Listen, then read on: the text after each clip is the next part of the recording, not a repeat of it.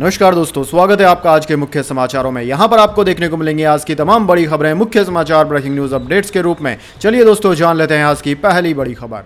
BJP सांसद ने BSP सांसद को संसद में गालियां दी। भाजपा ने बिधूड़ी को नोटिस दिया। दानिश बोले न्याय नहीं मिला तो सदन छोड़ दूंगा। जी हां दोस्तों, लोकसभा में गुरुवार 21 सितंबर को चंद्रयान पर चर्चा के दौरान दिल्ली से बीजेपी के सांसद रमेश बिधूड़ी ने अमरोहा के बीएसपी सांसद कुंवर दानिश अली को गालियां दी और अभद्र व्यवहार किया। हालांकि सदन की कार्यवाही से बिधूड़ी के अपशब्दों को हटा दिया गया है। जब रमेश बिधूड़ी यह सब बोल रहे थे तब अध्यक्ष की आसंदी पर कोंडी कुनिल सुरेश बैठे हुए थे। उन्होंने बिधूड़ी से बैठने को कहा, लेकिन वे चुप नहीं हुए। बिधूड़ी के इस व्यवहार का वीडियो सोशल मीडिया पर वायरल हो गया है।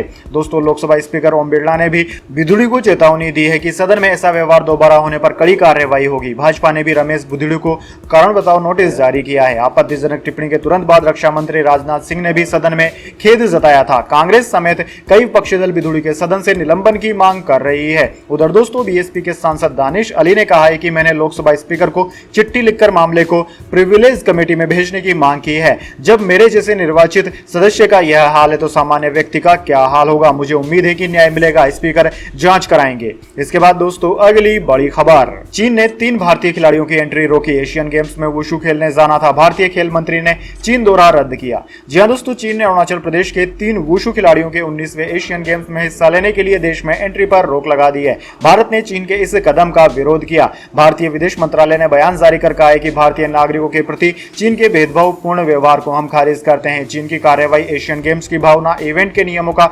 उल्लंघन है। उधर दोस्तों, केंद्रीय मंत्री अनुराग ठाकुर ने एशियन गेम्स में शामिल होने के लिए अपना चीन दौरा रद्द कर दिया है। उधर केंद्रीय मंत्री किरण रिजिजू ने कहा कि मैं चीन के इस फैसले की निंदा करता हूं। अरुणाचल प्रदेश विवादित क्षेत्र नहीं है बल्कि भारत का अभिन्न अंग है। चीन के इस कदम से राज्य की स्थिति में कोई बदलाव नहीं आएगा। चीन के इस कदम पर इंटरनेशनल ओलंपिक कमेटी को रोक लगानी चाहिए। वहीं दोस्तों, न्यूज एजेंसी एएनआई के मुताबिक अरुणाचल प्रदेश के 3 खिलाड़ियों को चीन के होंगजोंग शहर में 19वें एशियन गेम्स में 24 सितंबर को होने वाले वुशु गेम्स में हिस्सा लेना था। तीनों खिलाड़ियों के नाम न्योमानु वांगशु, ओनिलुर तेंगा और मैपुंग लाम्बू है। इसके बाद दोस्तों, अगली बड़ी खबर। चंद्रयान 3 के लैंडर रोवर से इसरो को नहीं मिले सिग्नल, कहा संपर्क करने के प्रयास जारी। इस महीने की शुरुआत में स्लिप मोड में डाले गए थे। जी हां दोस्तों, इसरो ने शुक्रवार 22 सितंबर को कहा कि विक्रम लैंडर और प्रज्ञान रोवर के साथ कम्युनिकेशन स्थापित करने के प्रयास किए गए हैं ताकि उनकी जागने की स्थिति का पता लगाया जा सके। फिलहाल उनकी ओर से कोई सिग्नल नहीं मिले हैं। संपर्क स्थापित करने के प्रयास जारी रहेंगे। 14 दिनों की रात के बाद चांद के साउथ पोल पर एक बार फिर सूरज की रोशनी पहुंचने लगी है। ऐसे में इसरो को स्लिप मोड पर डाले गए विक्रम लैंडर और प्रज्ञान रोवर के जागने की उम्मीद है। इसरो ने 4 सितंबर को लैंडर को स्लिप मोड में डाला था। इससे पहले 2 सितंबर को रोवर को स्लिप मोड में डाला गया था। इसरो ने लैंडर रोवर के रिसीवर ऑन रखे हुए थे। इसरो ने लैंडर और रोवर को स्लिप मोड में डालने से पहले बैटरी को फुल चार्ज कर रखा था। रोवर को ऐसी दिशा में रखा गया था कि सूर्योदय होने पर सूर्य का प्रकाश सीधे सौर पैनल्स पर पड़े। उम्मीद की जा रही है कि यह फिर से काम करना शुरू करेगा। इसके बाद दोस्तों, अगली बड़ी खबर। अब दिल्ली में रात 12 बजे तक बजा सकते हैं लाउड स्पीकर। दुर्गा पूजा पर केजरीवाल सरकार ने दी छूट। जी हां दोस्तों, दिल्ली की केजरीवाल सरकार ने दुर्गा पूजा और रामलीला समारोह के दौरान रात 12 बजे तक लाउड स्पीकर के इस्तेमाल की अनुमति दी है। फिलहाल राष्ट्रीय राजधानी दिल्ली में रात 10 बजे तक ही लाउड स्पीकर के इस्तेमाल की इजाजत है।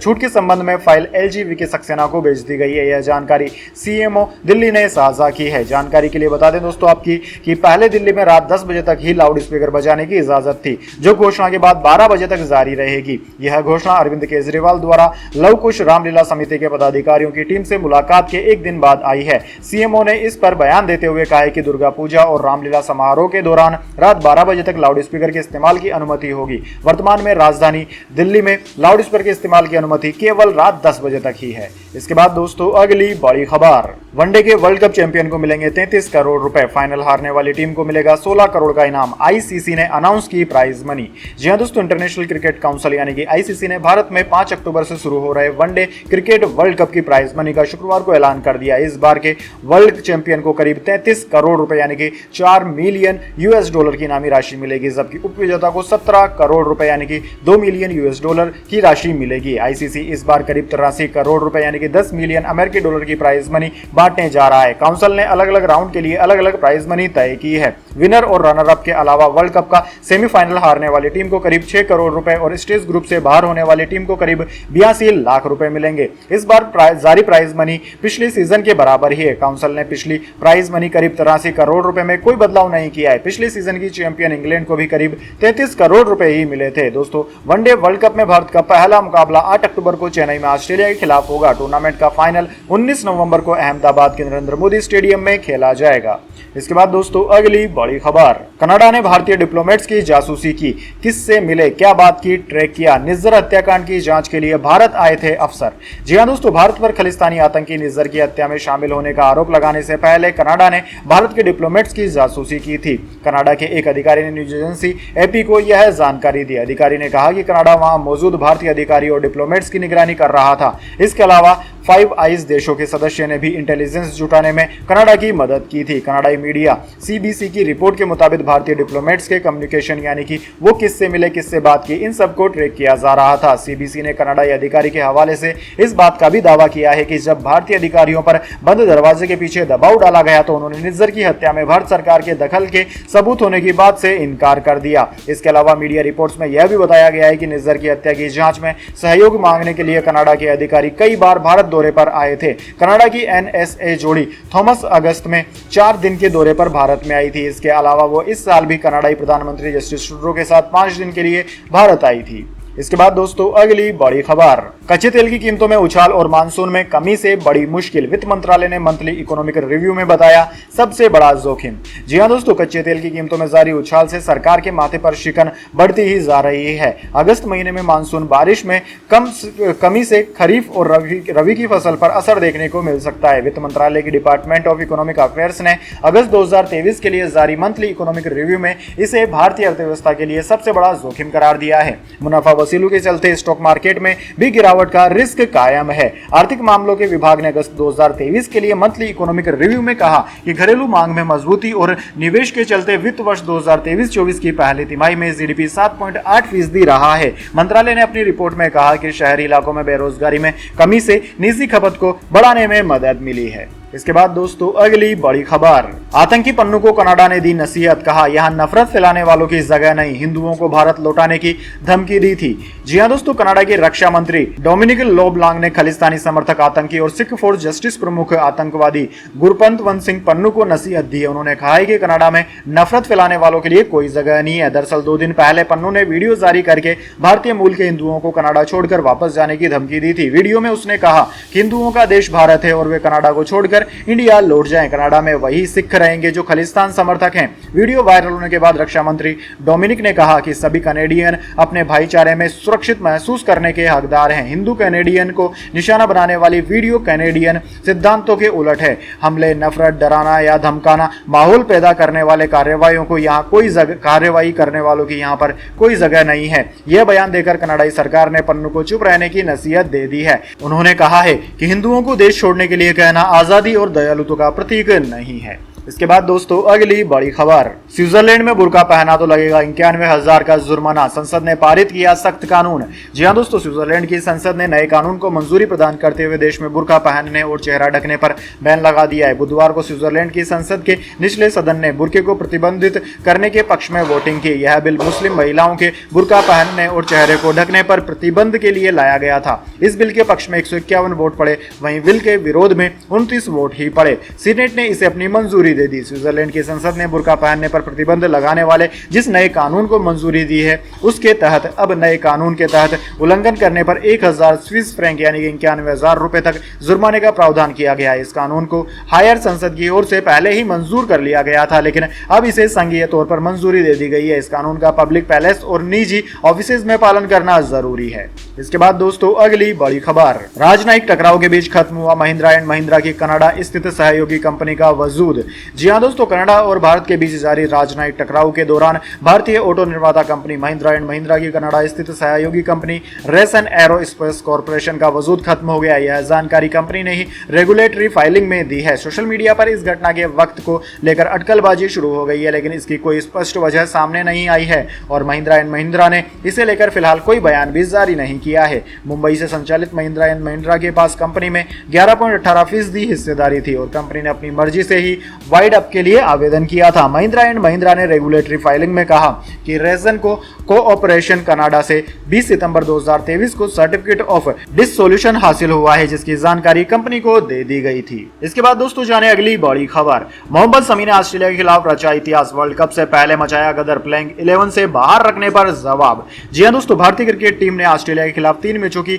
सीरीज का आगाज शुक्रवार 22 सितंबर को किया। पहले मुकाबले में टीम इंडिया ने पहले गेंदबाजी करते हुए कंगारू बैटर्स पर सिकंजा कस दिया। एशिया कप के बड़े मुकाबलों के प्लेइंग 11 से बाहर रखे गए अनुभवी मोहम्मद शमी ऑस्ट्रेलिया के खिलाफ पहले ही मैच में पंजा खोल दिए। ऑस्ट्रेलिया के खिलाफ 3 मैचों की वनडे सीरीज से पहले मैच में भारतीय कप्तान केएल राहुल ने टॉस जीतकर गेंदबाजी चुनी। मोहम्मद शमी ने पहले ही ओवर में विकेट चटकाते हुए टीम को शानदार शुरुआत दिलाई। मेहमान टीम पर भारतीय गेंदबाज कहर बनकर टूटे और पूरी टीम को 276 रन के स्कोर पर ढेर कर दिया। 19 महीने बाद वनडे खेल रहे अश्विन ने भी एक विकेट चटकाया। जसप्रीत बुमराह और रविंद्र जडेजा ने एक एक विकेट अपने नाम किया। असली जलवा शमी का छाया, जिन्होंने आधी टीम का सफाया कर दिया। दरअसल दोस्तों, एशिया कप के दौरान मोहम्मद शमी को कप्तान रोहित शर्मा और कोच राहुल द्रविड़ ने प्लेइंग 11 से बाहर रखा था, लेकिन जैसे ही उन्हें टीम में खेलने का मौका मिला, उन्होंने फिर से पंजा खोल दिया। मोहम्मद शमी ने 10 ओवर में 51 रन देकर 5 विकेट हासिल किए। इसके बाद दोस्तों जाने अगली बड़ी खबर, लेकिन उससे पहले मेरी आपसे एक छोटी सी रिक्वेस्ट है। अगर दोस्तों आपको अभी तक हमारी न्यूज पसंद आई है तो इसे एक छोटा सा लाइक जरूर दे दीजिए, और अगर आपको पसंद नहीं आई है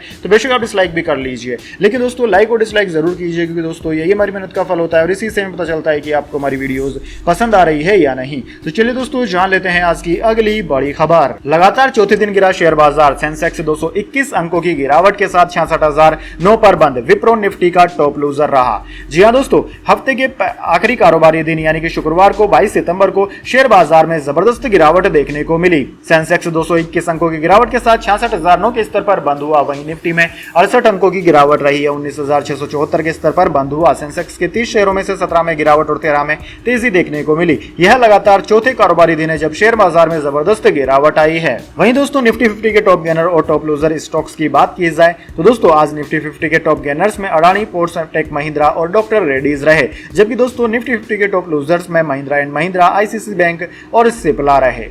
इसके बाद दोस्तों अगली बड़ी खबर। इस साल 6,500 अमीर भारतीय छोड़ेंगे देश, चीन का और भी बुरा हाल, ये देश है पहली पसंद।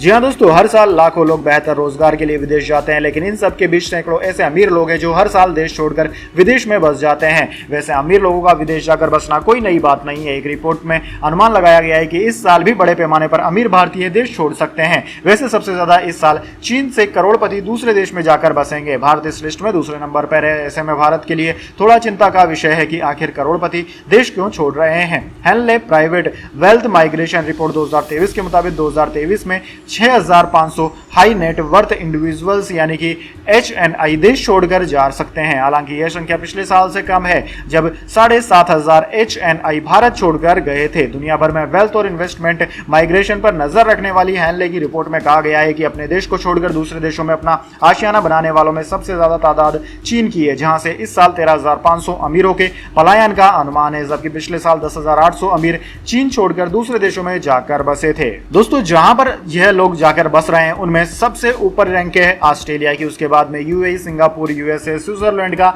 नंबर आता है।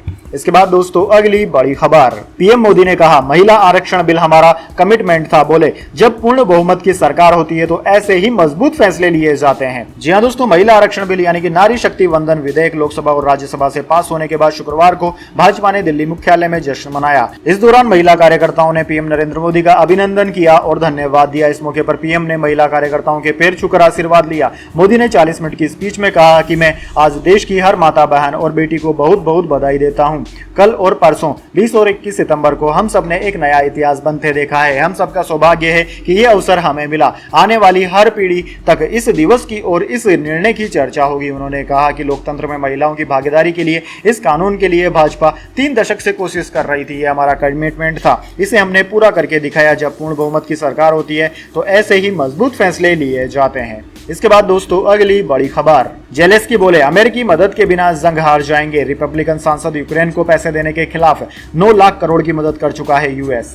जी हां दोस्तों, यूक्रेन के राष्ट्रपति जेलेंस्की गुरुवार को जंग शुरू होने के बाद दूसरी बार अमेरिका पहुंचे। यहां उन्होंने राष्ट्रपति जो बाइडेन से मुलाकात की। इस बीच जेलेंस्की ने कहा कि यूक्रेन के लिए अमेरिका की मदद बहुत जरूरी है। अमेरिका के डिप्लोमेटिक पार्टी के एक सांसद ने बताया कि जेलेंस्की ने उनसे कहा है कि अगर हमें मदद नहीं मिलेगी तो हम जंग हार जाएंगे। जेलेंस्की के दौरे के समय विदेश मंत्री एंटनी ब्लिंकन ने घोषणा की कि यूक्रेन को जंग के लिए अमेरिका 128 मिलियन डॉलर यानी कि 1061 करोड़ रुपए दे रहा है। इसके साथ ही अमेरिका का डिफेंस विभाग 198 मिलियन डॉलर यानी कि 1642 करोड़ रुपए के हथियार और इक्विपमेंट्स भी देगा। बीबीसी के मुताबिक अमेरिका ने अब तक पहले यूक्रेन को 110 अरब डॉलर यानी कि करीब 9,11,000 करोड़ रुपए से ज्यादा की मदद की है, जिसमें 43 अरब डॉलर के हथियार शामिल हैं। वहीं दोस्तों, यूक्रेन को दी जा रही लगातार मदद का अमेरिका में विपक्षी पार्टियां रिपब्लिकन के सांसद विरोध कर रहे हैं। इनका कहना है कि इन पैसों को अमेरिका की बॉर्डर सिक्योरिटी पर खर्च करना ज्यादा बेहतर रहेगा। यूक्रेन में हो रहे भ्रष्टाचार से अमेरिका का पैसा बर्बाद हो सकता है। पैकेज की घोषणा के बाद जेलेंस्की ने अमेरिका को धन्यवाद दिया। इसके बाद दोस्तों, अगली बड़ी खबर, क्रेडिट स्विस को हर महीने 8 करोड़ पेमेंट करेगी स्पाइस जेट। 20 अक्टूबर को अगली सुनवाई। सुप्रीम कोर्ट ने चेयरमैन को भी पेश होने के दिए आदेश। जी हां दोस्तों, सुप्रीम कोर्ट ने 22 सितंबर को नकदी संकट से जूझ रही जेट एयरवेज एयरलाइंस के मंथली ड्यूज रिपेमेंट को 5 लाख डॉलर को बढ़ाकर 1 मिलियन डॉलर कर दिया है। शीर्ष अदालत ने एयरलाइंस को अगले 6 महीने तक हर महीने क्रेडिट स्विस को 1 मिलियन डॉलर यानी कि करीब 8 करोड़ रुपए देने के आदेश दिए हैं। 6 महीने के बाद स्पाइस जेट अपने ड्यूज का पेमेंट हर महीने 5 लाख डॉलर कर सकती है। दरअसल दोस्तों, एयरलाइंस पहले से ही हर महीने 5 लाख डॉलर पेमेंट कर रही है, लेकिन क्रेडिट स्विस चाहता है कि ड्यूज के पेमेंट को बढ़ाकर 1.5 मिलियन डॉलर किया जाए। अब इस मामले की अगली सुनवाई 20 अक्टूबर को होगी, जिसमें स्पाइस जेट के चेयरमैन अजय सिंह को कोर्ट ने व्यक्तिगत रूप से अदालत में पेश होने के भी आदेश दिए हैं। इसके बाद दोस्तों, अगली बड़ी खबर, पठान का रिकॉर्ड तोड़ने से चूकी शाहरुख खान की जवान 16वें दिन किया इतना कलेक्शन। जी हां दोस्तों, शाहरुख खान की फिल्म जवान बॉक्स ऑफिस पर धमाल मचा रही है। फिल्म ने 15 दिन में भारत में 500 करोड़ का आंकड़ा पार कर लिया। जवान की शानदार कमाई जारी है और जल्द ही ये कई फिल्मों के रिकॉर्ड तोड़ने में कामयाब होने वाली है। दरअसल दोस्तों, शाहरुख खान की जवान का 16वें दिन का कलेक्शन सामने आ गया है। फिल्म वीकडेज में थोड़ी कम कलेक्शन कर रही है, लेकिन वीकेंड पर अच्छा बिजनेस कर रही है। शाहरुख खान की इस साल अभी तक 2 फिल्में रिलीज हो चुकी है और दोनों ही ब्लॉकबस्टर रही है। इस साल की शुरुआत में पठान रिलीज हुई थी और अब जवान उसका भी जल्द रिकॉर्ड तोड़ने वाली है। इसके बाद ये साल की अब तक की सबसे ज्यादा कमाई करने वाली फिल्म बन जाएगी। दरअसल दोस्तों, जवान ने 16वें दिन 7 करोड़ का कलेक्शन किया, जिसके बाद इसका टोटल कलेक्शन 533.78 करोड़ रुपए हो जाएगा। ये फिल्म गदर 2 को कमाई के मामले में पहले ही पीछे छोड़ चुकी है। गदर 2 का life time box office collection 522 crore रुपए रहा है।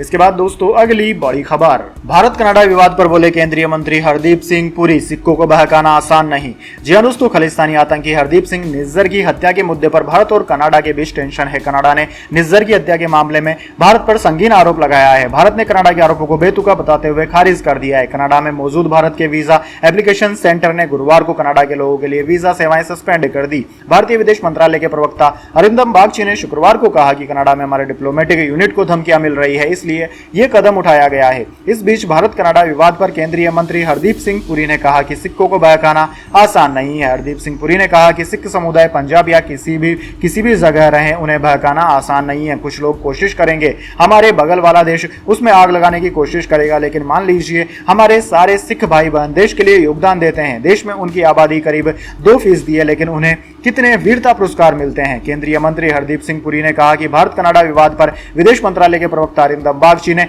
डिटेल प्रेस कॉन्फ्रेंस में इस वक्त उठाए जा रहे सारे सवालों के जवाब दे दिए हैं। इसके बाद दोस्तों, अगली बड़ी खबर, संसद में गालियां, वीडियो में हंसते दिख रहे हर्षवर्धन, रविशंकर की सफाई आई, चौतरफा घिरे विधुड़ी। जी हां दोस्तों, लोकसभा में बीजेपी सांसद रमेश विधुड़ी के विवादित बयान के बाद हंगामा मचा हुआ है। जहां विपक्ष लगातार सत्ता पक्ष पर हमलावर हो रहा है, वहीं बीजेपी की ओर से भी सफाई दी जा रही है। साथ ही बीजेपी ने विधुड़ी को कारण बताओ नोटिस भी जारी कर उनसे जवाब मांगा है कि आखिर उनके खिलाफ पार्टी कार्रवाई क्यों नहीं करे। जब विधुड़ी संसद में आपत्तिजनक भाषण का इस्तेमाल कर रहे थे, तब रविशंकर प्रसाद और हर्षवर्धन हंसते हुए दिखाई दिए थे। ऐसे में दोनों नेता भी घिर गए हैं। हर्षवर्धन और रविशंकर ने इस मामले में सफाई दी है। इस मामले में रमेश विधुड़ी का बयान भी सामने आ गया है। उन्होंने कहा है कि मैं इस पर कोई टिप्पणी नहीं करना चाहता। मामला संसद के अंदर हुआ है, मैं उन चीजों पर चर्चा नहीं कर सकता जो संसद के अंदर हुई है। भले ही पार्टी ने विधुड़ी को कारण बताओ नोटिस जारी किया हो, लेकिन कांग्रेस नेता जयराम रमेश, सपा नेता अखिलेश यादव, बसपा सुप्रीमो मायावती, दानिश अलवी, लालू यादव, आम आदमी पार्टी सांसद संजय सिंह ने विधुड़ी और बीजेपी पर निशाना साधा है। वहीं कांग्रेस नेता राहुल गांधी, केशव गोपाल और इमरान प्रतापगढ़ी के साथ दानिश अली आवास पर भी पहुंचे। इसके बाद दोस्तों अगली बड़ी खबर, लोकसभा चुनाव 2024 से पहले बड़ा एनडीए का कुनबा, कुमार स्वामी की पार्टी जेडीएस गठबंधन में हुई शामिल। जी हां दोस्तों, अगले साल होने वाले लोकसभा चुनाव के मद्देनजर एनडीए का कुनबा और बढ़ गया है। शुक्रवार को जेडीएस यानी कि जनता दल सेकुलर के बीजेपी के नेतृत्व वाले गठबंधन एनडीए में शामिल हो गई है। दिल्ली में जेडीएस नेता एचडी कुमार स्वामी ने गृह मंत्री अमित शाह से मुलाकात की, जिसके बाद गठबंधन का ऐलान कर दिया गया। तो दोस्तों यह थी आज की तमाम बड़ी खबरें। इसके बाद दोस्तों बारी आती है आज के माइंड क्यूज क्वेश्चन की। जी हां दोस्तों, एक आसान से सवाल का जवाब देकर आप जीत सकते हैं एक अमेजिंग सरप्राइज गिफ्ट हमारे यूट्यूब चैनल की ओर से। तो दोस्तों आज का सवाल आपकी स्क्रीन पर आ चुका है। भारत द्वारा अंतरिक्ष में भेजा गया पहला उपग्रह कौन सा था? जी हां दोस्तों, अगर आप जानते हैं कि भारत के द्वारा अंतरिक्ष में भेजे गए उपग्रह का नाम क्या था जो कि पहला उपग्रह था, तो जल्दी उसका नाम कमेंट उसमें लिख दीजिएगा। दोस्तों आपका जवाब होता है एकदम सही और आप चुने जाते हैं लकी विजेता के रूप में, तो आपको मिल सकता है एक अमेजिंग सरप्राइज गिफ्ट हमारे यूट्यूब चैनल की ओर से। तो दोस्तों जल्दी से अपना उत्तर कमेंट बॉक्स में लिख दीजिए, वीडियो को लाइक कर लीजिए और चैनल को सब्सक्राइब करके बेल आइकन भी दबा लीजिए। धन्यवाद। वंदे मातरम। जय हिंद, जय भारत।